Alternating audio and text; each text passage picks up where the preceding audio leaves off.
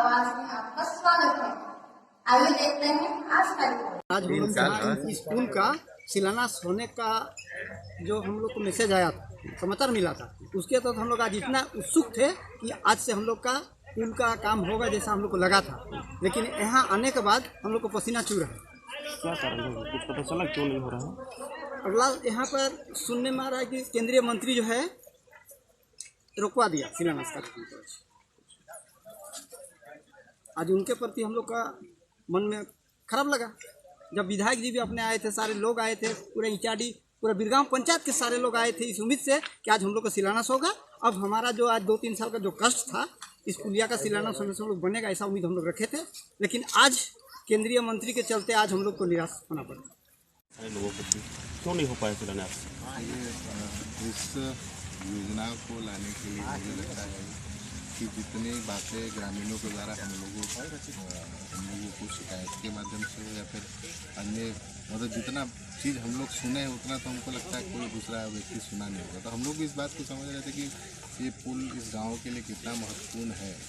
उसी महत्ता को देखते हुए इस वित्तीय वर्ष में हम लोग सफल हुए इस योजना को स्वीकृत कराने के लिए। और हम तो ये बोलते हैं भाई कि जितनी भी योजनाएं आप देख रहे हैं, राज्य सरकार अपने पूरे खर्चे पर ये योजनाएं तैयार करके सीधे तरीके से गांव को लाभ पहुँचाने के लिए स्वीकृत करें। लेकिन आज जिस तरीके से मुझे लगता है कि किसी जनप्रतिनिधि के द्वारा जो एक नकारात्मक रवैया देखा गया, हमको लगता है विकास कार्यों को लेकर के, ये मेरे 9 साल के विधायी कार्यकाल के जीवन में ये पहला अनुभव है कि माननीय मंत्री अर्जुन मुंडा जी के पता नहीं के लोगों के द्वारा विभाग के इंजीनियरों को फ़ोन करके ये बताया जाता है कि शिलान्यास नहीं होगा। तो हमें इससे बहुत ज़्यादा आपत्ति नहीं लगी। एक बात तो कहेंगे भाई कि आपका कहीं अगर योगदान है इस योजना को स्वीकृत कराने, 1 रुपया केंद्र सरकार का भी अगर है तो बता दें। मुझे नहीं लगता है कि इस योजना में किसी भी तरीके से केंद्र सरकार का 1 रुपया भी शामिल है। लेकिन फिर भी चलिए, एक प्रोटोकॉल का सिस्टम होता है कि शिलान्यास में सभी माननीय जो सांसद होते हैं, विधायक होते हैं, उनको आमंत्रित किया जाता है शिलान्यास करने के लिए। लेकिन इस तरीके से अपना नकारात्मक रूप व्यक्त करना मुझे नहीं लगता है कि आज तक कभी हमने अपने जीवन में देखा है, प्रथम बार। चलिए, हमारा विधानसभा क्षेत्र से तो खैर कोई मतलब ही नहीं है, लेकिन आज उनको लगता है उसका प्रत्यक्ष उदाहरण भी देखने को मिल गया है।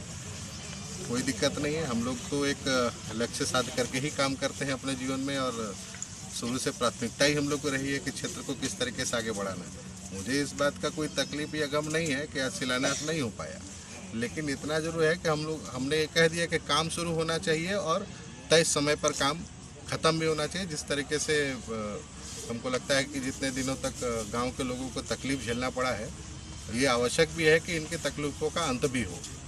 अब इस तरीके से कोई जनप्रतिनिधि बाधक बनेगा गांव के विकास में तो हास्यास्पद लगता है। और इतना बड़ा नेता अगर भारत सरकार का मंत्री अगर विकास कार्यों में बाधक बने तो ये हास्यास्पद है।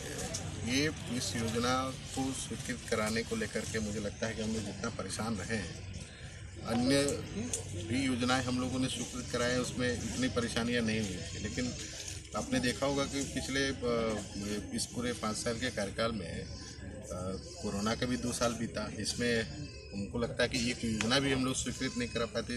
हम लोग खेत के साथ करते हैं, लेकिन उसके बाद से लगातार हम लोग प्रयासरत रहे कि भाई किसी भी तरीके से जो ऐसी योजनाएं जो और उन योजनाओं के अभाव में गांव के लोगों को बहुत तकलीफ हो रही थी, चाहे वो सड़क हो, चाहे पानी का मसला हो, चाहे आपको सिंचाई से का मसला हो, चाहे आपको पुलिया से संबंधित जितने भी चीज़ें थी। तो हम लोग प्राथमिकता के आधार पर चाह रहे थे कि भाई जितनी जल्दी हो सके उन योजनाओं को हम लोग स्वीकृत करा करके भाई गाँव वालों को लाभ दें। आप देखे होंगे कि हाल के कुछ दिनों में हम लोग ऐसी जगहों पे भी सड़कों का शिलान्यास किए जहाँ पर मुझे लगता है कि देश आज़ाद होने से लेकर अब तक उन गाँव में सड़क ही नहीं कभी बनी थी। तो इस काम के पीछे हम लोग क्यों परेशान रहे हैं? इसलिए परेशान रहे कि भाई मतलब ये बहुत समय हो गया है, अब इन सब चीज़ों से लोगों को मुक्ति मिलना ही चाहिए हर हालत में। नहीं तो कल के दिन में सवाल तो हम ही लोग के ऊपर उठेंगे कि भाई आप लोग को इतना लंबा समय आप लोगों ने इस क्षेत्र का प्रतिनिधित्व किया और आप अभी तक इन समस्याओं का समाधान नहीं ढूंढ नहीं पाए हैं।